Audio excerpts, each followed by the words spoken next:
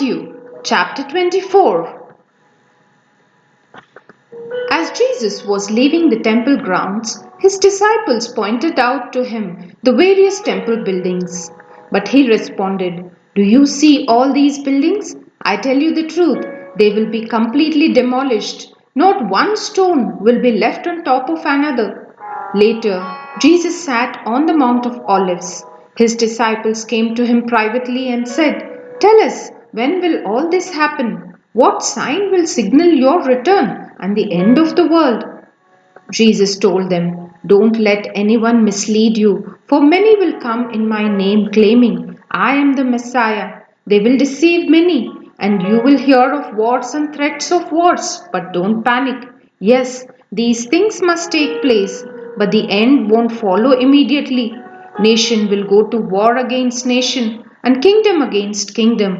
There will be famines and earthquakes in many parts of the world. But all this is only the first of the birth pains, with more to come. Then you will be arrested, persecuted, and killed. You will be hated all over the world because you are my followers. And many will turn away from me and betray and hate each other. And many false prophets will appear and will deceive many people. Sin will be rampant everywhere, and the love of many will grow cold. But the one who endures to the end will be saved.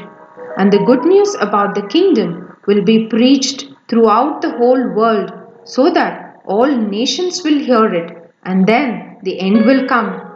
The day is coming when you will see what Daniel the prophet spoke about, this sacrilegious object that causes desecration standing in the holy place. Reader, pay attention. Then those in Judea must flee to the hills. A person out on the deck of a roof must not go down into the house to pack. A person out in the field must not return even to get a coat. How terrible it will be for pregnant women and for nursing mothers in those days.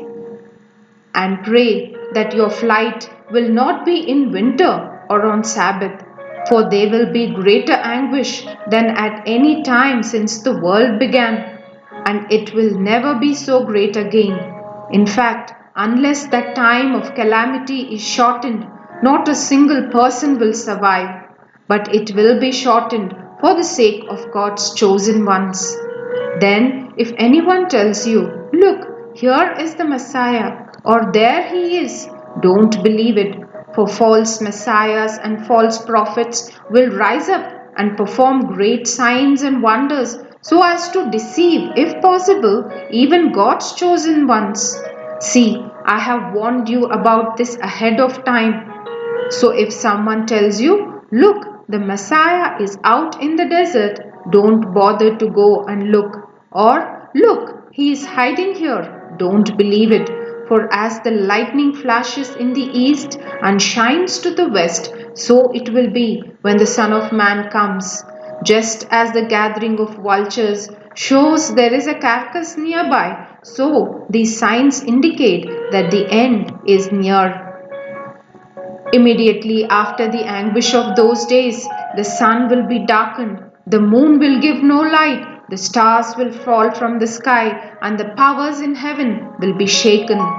And then at last, the sign that the Son of Man is coming will appear in the heavens, and there will be deep mourning among all the peoples of the earth, and they will see the Son of Man coming on the clouds of heaven with power and great glory.